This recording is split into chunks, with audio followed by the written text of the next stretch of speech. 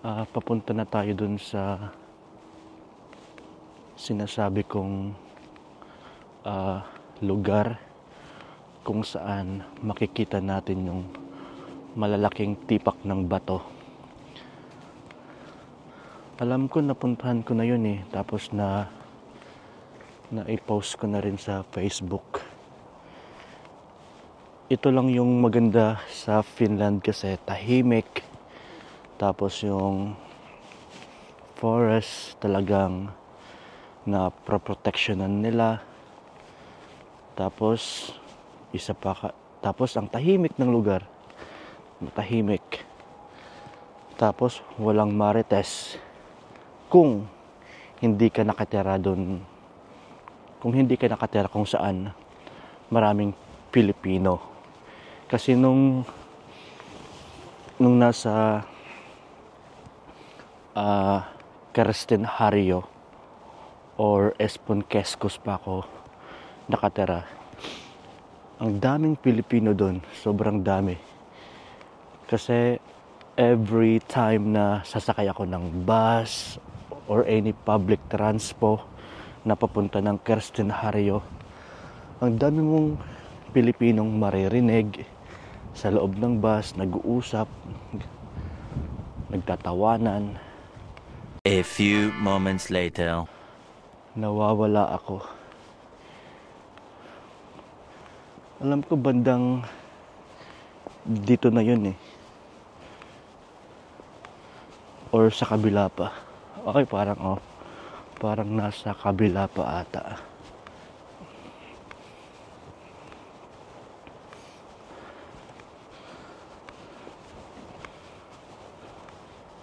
Sana walang masyadong tao para hindi naman nakakailang. Mis Amores. Nandito na tayo sa Glacial Erratic Boulders. Ito na yun. Yan. Yung mga bato.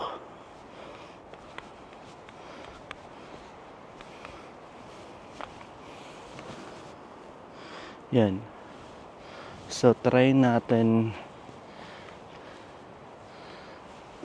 i-video ng malayo para makita nyo yung size comparison pag nakatayo ako dyan. Mamaya, ikot muna tayo.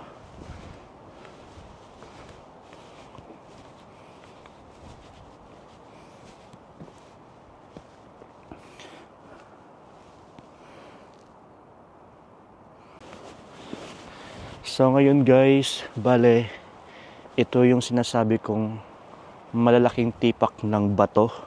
Ito yung colossal erratic rocks or boulders.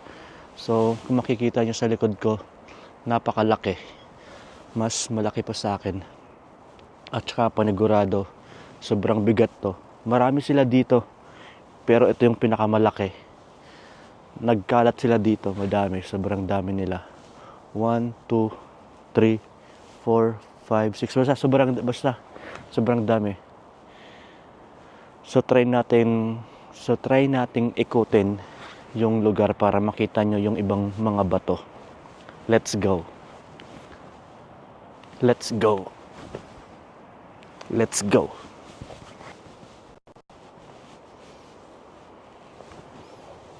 Masyadong malaki, di ba? Imagine, panahon pa to ng Ice Age. Pero nandito pa rin. Kung nakakapagsalita lang yung bato, di ba? At least meron siyang ma-share kay kumaring Jessica Soho, di ba? So, ganyan kalaki.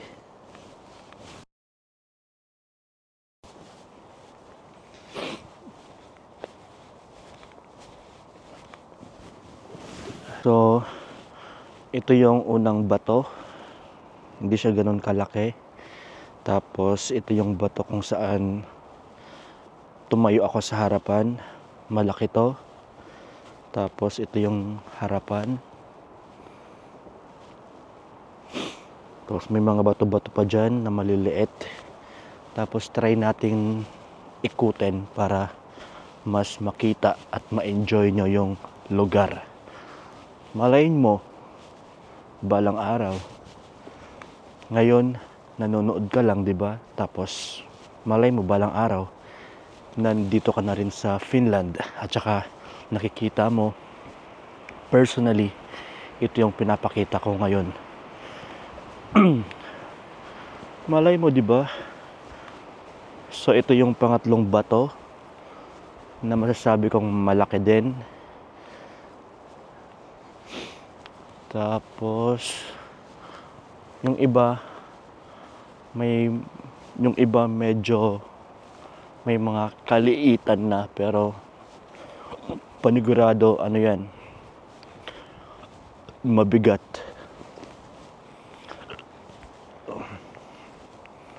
Ito may mga maliliit dito.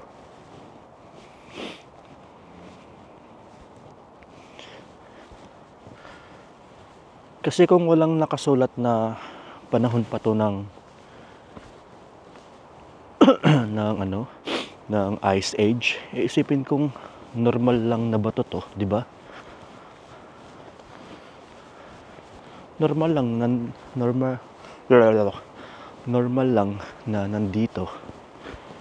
Sino bang mag-aakala na panahon pa to ng Ice Age yung mga bato na nandito?